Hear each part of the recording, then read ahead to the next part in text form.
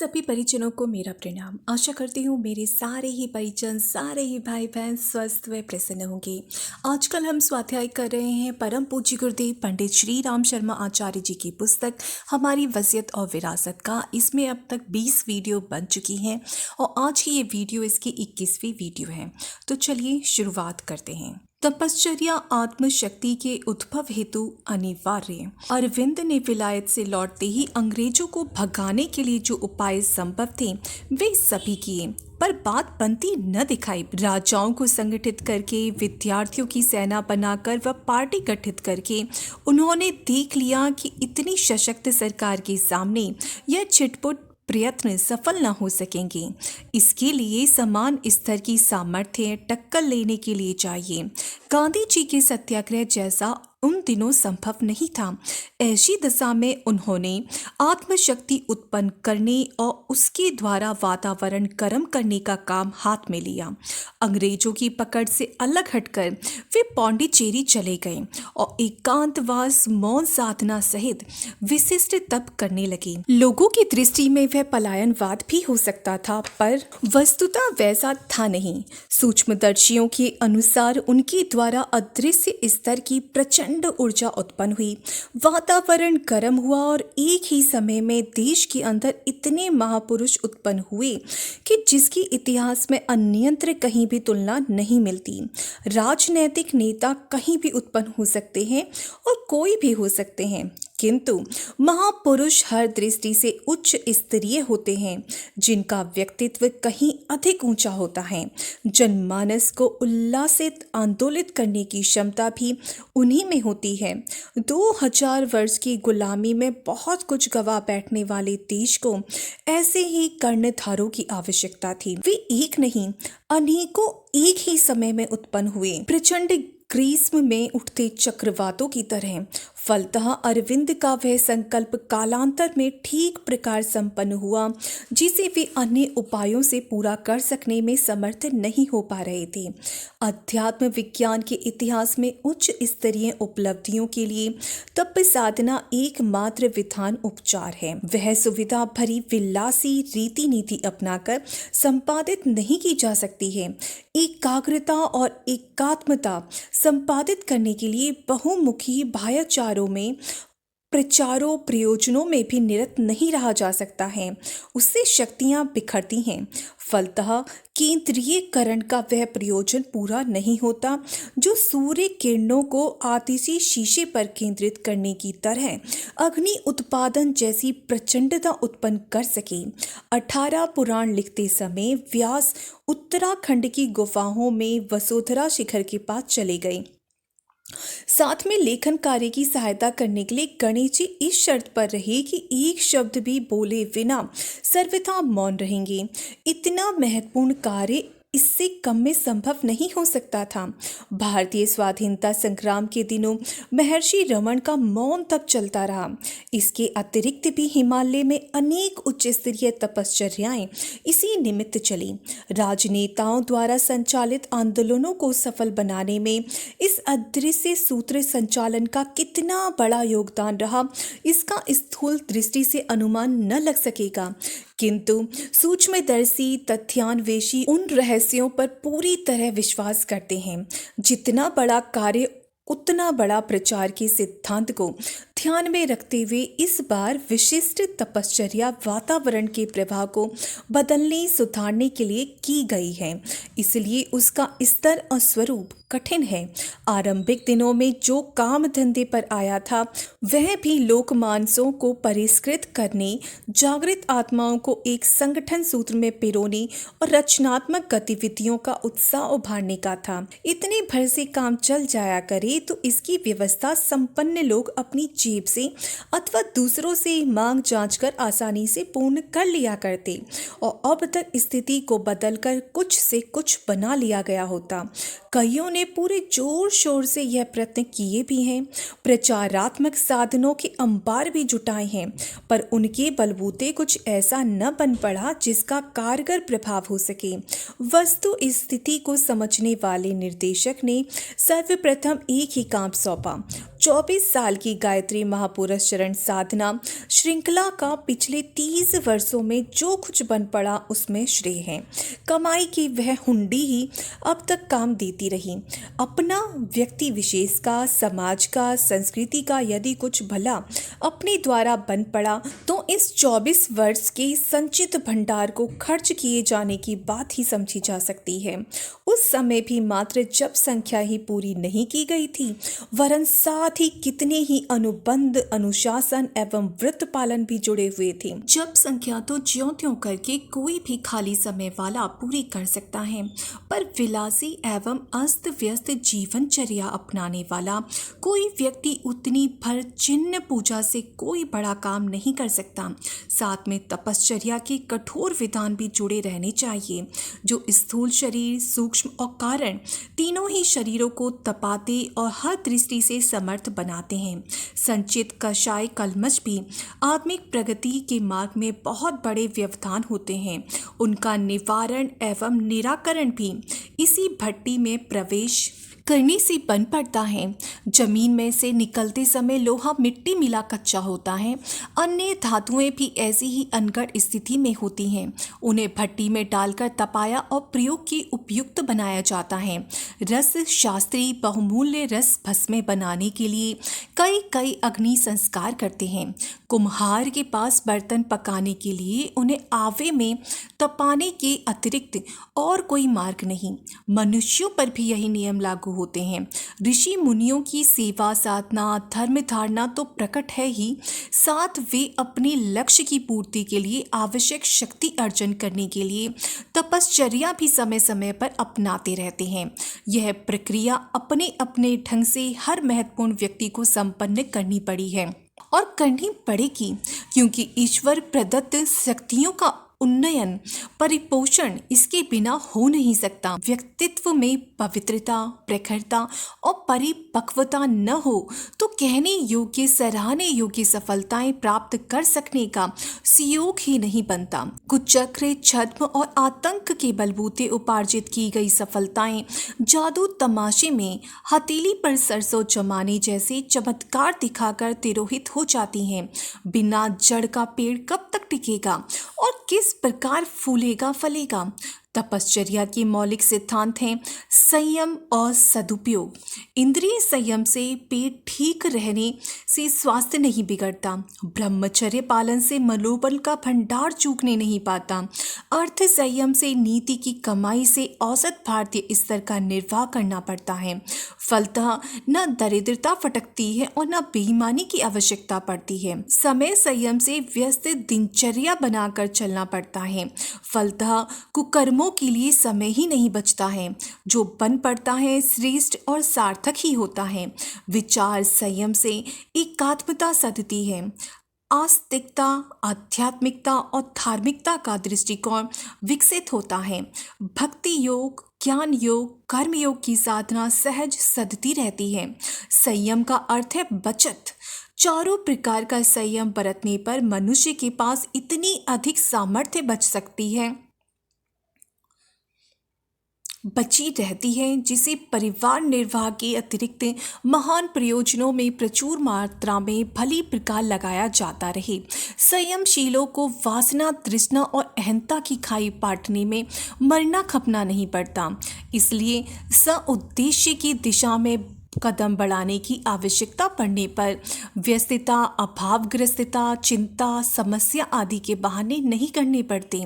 स्वार्थ परमार्थ साथ साथ सदते रहते हैं और हंसते हंसाती हल्की फुल्की जिंदगी जीने का अवसर मिल जाता है। इसी मार्ग पर अब से 60 वर्ष पूर्व मार्गदर्शक ने चलना सिखाया था। वह क्रम अनवरत रूप से चलता रहा। जब तब वातावरण में बैटरी चार्ज करने के लिए बुलाया जाता रहा। विगत 30 वर्षों में एक वर्ष के लिए एकांतवास और विशेष साधना उपक्रम के लिए जाना पड़ा है। इसका उद्देश्य एक ही था, तपश्चर्या के उत्साह और पुरुषार्थ में, श्रद्धा और विश्वास में कहीं कोई कमी न पड़ने आए। जहाँ कमी पड़ रही हो उसकी भरपाई होती रही। भगीरथ शिला गंगोत्री में की गई साधना, धरती पर धरती पर ज्ञान गंगा की प्रज्ञा अभियान की अवतरण की क्षमता और दिशा मिली। भगीरथ शिला गंगोत्री में की गई साधना, धरती पर ज्ञान गंगा की प्रज्ञा अभियान की अवतरण की क्षमता एवं दिशा मिली। इस बार उत्तरकाशी में परशुराम आश्रम में वह कुल्हाड़ा उपलब्ध हुआ जिसके सहारे व्यापक अवांछनीयता के प्रति लोकमानस में विक्षोभ उत्पन्न किया जा सके। पौराणिक परशुराम ने धरती पर से अनेक आतताइयों के अनेक बार सिर काटे थे। अपना सिर काटना ब्रेन वॉशिंग है। विचार क्रांति एवं प्रज्ञा अभियान में सृजनात्मक ही नहीं सुधारात्मक प्रयोजन भी सम्मिलित हैं। यह दोनों ही उद्देश्य जिस प्रकार जितने व्यापक क्षेत्र में जितनी सफलता के साथ संपन्न होते रहे हैं, उनमें न शक्ति कौशल है, न साधनों का चमत्कार, न परिस्थितियों का संयोग। यह मात्र तपश्चर्या की सामर्थ्य से ही संपन्न हो सका। यह जीवनचर्या के अद्यावधि भूतकाल का विवरण हुआ। वर्तमान में इसी दिशा में एक बड़ी छलांग लगाने के लिए उस शक्ति ने निर्देश दिया है। वर्तमान में इसी दिशा में एक बड़ी छलांग लगाने के लिए उस शक्ति ने निर्देश किया है जिस सूत्रधार के इशारों पर कठपुतली की तरह नाचते हुए समूचा जीवन गुजर गया। अब हमें तपश्चर्या की एक नवीन उच्च स्तरीय कक्षा में प्रवेश करना पड़ा है। सर्वसाधारण को इतना ही पता है कि हम एकांतवास में हैं। सर्वसाधारण को इतना ही पता है कि हम एकांतवास में हैं, किसी से मिलजुल नहीं रहे हैं। यह जानकारी सर्वथा अधूरी है, क्योंकि जिस व्यक्ति के रोम रोम में कर्मठता, पुरुषार्थ परायणता, नियमितता और व्यवस्था भरी पड़ी हो, वह इस प्रकार का निरर्थक और निष्क्रिय जीवन जी नहीं सकता जैसा कि समझा जा रहा है। एकांतवास में हमें पहले की अपेक्षा अधिक श्रम करना पड़ा है, अधिक व्यस्त रहना पड़ा है तथा लोगों से न मिलने की विधा अपनाने पर भी इतने ऐसों से संपर्क सूत्र जोड़ना पड़ा है जिनके साथ बैठने में ढेरों समय चला जाता है पर मन नहीं भरता। फिर एकांत कहाँ हुआ? न मिलने की बात कहाँ बन पड़ी, मात्र कार्यशैली में हो रही राय रत्ती परिवर्तन हुआ। मिलने जुलने वालों का वर्ग एवं विषय भर बदला। ऐसी दशा में अकर्मण्य और पलायनवाद का दोष ऊपर कहाँ लदा? तपस्वी सदा ऐसी ही रीति नीति अपनाते हैं। वे निष्क्रिय दिखते भर है, वस्तुतः अत्यंत व्यस्त रहते हैं। लट्टू जब पूरे वेग से घूमता है तब स्थिर खड़ा भर दिखता है। उसके घूमने का पता तो तब लगता है जब चाल धीमी पड़ती है और बैलेंस लड़खड़ाने पर औंधा गिरने लगता है। आइंस्टीन जिन दिनों अत्यधिक महत्वपूर्ण अणु अनुसंधान में लगे थे, उन दिनों उनकी जीवनचर्या में विशेष प्रकार का परिवर्तन किया गया था। वे भव्य भवन में एकांकी रहते थे। सभी सुविधाएं उसमें उपलब्ध थीं, साहित्य, प्रयोग उपकरण एवं सेवक सहायक भी। वे सभी दूर रखे जाते थे ताकि एकांत में एकाग्रता पूर्वक बन पड़ने वाले चिंतन में कोई व्यवधान उत्पन्न न हो। वे जब तक चाहते नितांत एकांत में सर्वथा एकांकी रहते। कोई उनके कार्य में तनिक भी विक्षेप नहीं कर सकता था। जब वे चाहते घंटी बजाकर नौकर बुलाते और इच्छित वस्तु या व्यक्ति प्राप्त कर लेते। मिलने वाले मात्र कार्ड जमा कर जाते और जब कभी उन्हें बुलाया जाता तब जबकि की महीनों प्रतीक्षा करते। घनिष्ठता बताकर कोई भी उनके कार्य में विक्षेप नहीं कर सकता था। इतना प्रबंध बन पड़ने पर ही उनके लिए यह संभव हुआ कि संसार को आश्चर्यचकित कर सकें। यदि यार वासों से घिरे रहते, उथले कार्य में रस लेकर समय गुजारते तो अन्यान्यों की तरह वे भी बहुमूल्य जीवन का कोई कहने लायक लाभ न उठा पाते। प्राचीन काल में ऋषि तपस्वियों की जीवनचर्या ठीक इसी प्रकार की थी। उनमें तन्मयता पूर्वक अपना कार्य कर सकने के लिए वे कोलाहल रहित स्थान निर्धारित करते थे और पूरी तरह तन्मयता के साथ निर्धारित प्रयोजनों में लगे रहते थे। अपने सामने भी प्रायः इसी स्तर के नए कार्य करने के लिए रख दिए गए। वे बहुत वजनदार हैं, साथ ही बहुत महत्वपूर्ण भी। इनमें से एक है विश्वव्यापी सर्वनाशी विभीषिकाओं को निरस्त कर सकने योग्य आत्मशक्ति उत्पन्न करना। दूसरा है सृजन शिल्पियों को जिस प्रेरणा और क्षमता के बिना कुछ करते धरते नहीं बन पड़ रहा है उसकी पूर्ति करना। तीसरा है नवयुग के लिए जिन सत प्रवृत्तियों का सूत्र संचालन होना है उनका ताना बुनना और ढांचा खड़ा करना। ये तीनों ही कार्य ऐसे हैं जो अकेले स्थूल शरीर से नहीं बन सकते। उसकी सीमा और सामर्थ्य अति न्यून है। इंद्रिय सामर्थ्य थोड़े दायरे में काम कर सकती है और सीमित वजन उठा सकती है। हाड़ मांस के पिंड में बोलने, सोचने, चलने, फिरने, करने, कमाने, पचाने की बहुत थोड़ी सामर्थ्य है। उतने भर से सीमित काम हो सकता है। सीमित कार्य से शरीर यात्रा चल सकती है और समीपवर्ती संबंध लोगों का यत्किंचित भला हो सकता है। अधिक व्यापक और अधिक बड़े कामों के लिए सूक्ष्म और कारण शरीरों के विकसित किए जाने की आवश्यकता पड़ती है। तीनों जब समान रूप से सामर्थ्यवान और गतिशील होते हैं तब कहीं इतने बड़े काम बन पड़ते हैं जिनके करने की इन दिनों आवश्यकता पड़ गई है। रामकृष्ण परमहंस के सामने यही स्थिति आई थी। उन्हें व्यापक काम करने के लिए बुलाया गया। योजना के अनुसार उन्होंने अपनी क्षमता विवेकानंद को सौंप दी थी तथा उन्होंने कार्य क्षेत्र को सरल और सफल बनाने के लिए आवश्यक ताना बाना बुन देने का कार्य संभाला। इतना बड़ा काम वे मात्र स्थूल शरीर के सहारे नहीं कर पा रहे थे, सो उन्होंने उसे निसंकोच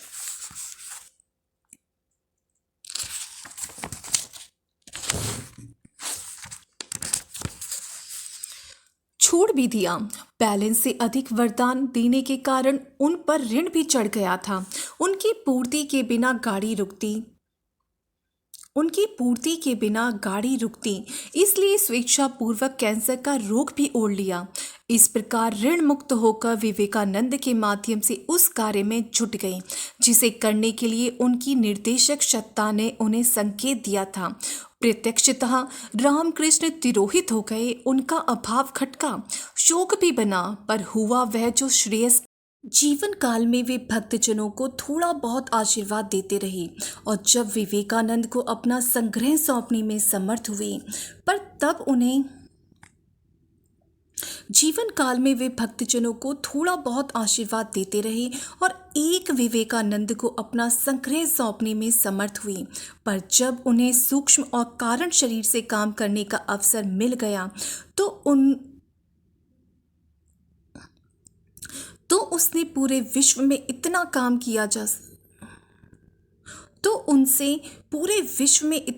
किया जा सका जिसका लेखा जोखा ले सकना, सामान्य स्तर की जांच पड़ताल से समझ सकना संभव नहीं।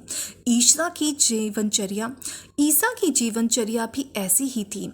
वे जीवन भर में बहुत दौड़ धूप के उपरांत मात्र 13 शिष्य बना सके। देखा कि स्थूल शरीर की क्षमता से उतना बड़ा काम न हो सकेगा जितना कि वे चाहते हैं। ऐसी दशा में यही उपयुक्त समझा कि सूक्ष्म शरीर का अवलंबन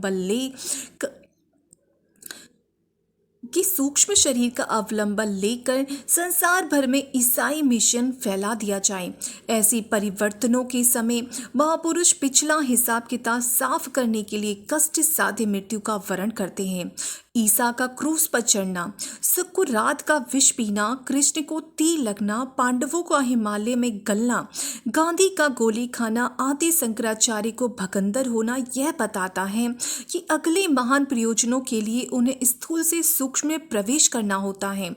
वे उपलब्ध शरीर का इस प्रकार अंत करते हैं जिसे बलिदान स्तर का प्रेरणा प्रदान करने वाला और अपने चलते समय का पवित्रता प्रखरता प्रदान करने वाला कहा जा सके।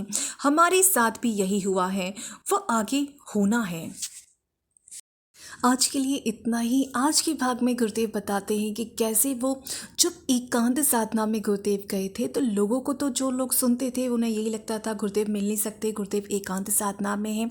पर वास्तविकता ये थी कि गुरुदेव सूक्ष्म शरीर से काफ़ी ऐसे कार्य कर रहे थे जो साधारण लोगों को लगता था कि हाँ गुरुदेव किसी से मिल नहीं रहे, पर वो सूक्ष्म शरीर के द्वारा काफ़ी बड़े बड़े लोगों से मिल रहे थे।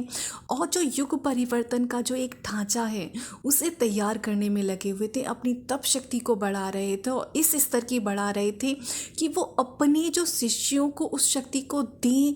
और जो सामर्थ्यवान शिष्य थे, जो सच में अपना समर्पण गुरुदेव को कर चुके थे, जो अपना सच में समर्पण गुरुदेव को कर चुके थे, सामर्थ्यवान थे, जिनकी साधना काफ़ी बढ़ चुकी थी, उनको अपनी शक्ति दे सकें। और गुरुदेव उन लोगों को अपनी शक्ति देने के लिए तैयारी कर रहे थे। और ये थी उनकी सूक्ष्म शरण साधना का थोड़ा सा रहस्य जो गुरुदेव ने बताया है कि एकांत में वो क्या कर रहे थे। और मुझे तो आज ये पढ़ के अच्छा लगा। आशा करती हूँ आपको भी ये हमारी वसीयत और विरासत अच्छी लग रही हो। अगर आपको अच्छी लग रही हो तो कोशिश करिए कि इसके सारे ही भागों को आप देखें और इससे कुछ ना कुछ सीखने की कोशिश करें। और विश्वास रखिए जितनी बार आप इसे सुनेंगे कुछ ना कुछ नया आपको जानने को मिलेगा, जो शायद पहली बार सुनने में आप से रह गया हो, ना आपने सुन पाए हो। तो इन्हीं शब्दों के साथ मैं अपनी वाणी से विराम देती हूँ और आशा करती हूँ मेरे सारे भाई और बहन स्वस्थ व प्रसन्न होंगे और बहुत अच्छे अच्छे कार्य कर रहे होंगे। सभी को प्रणाम।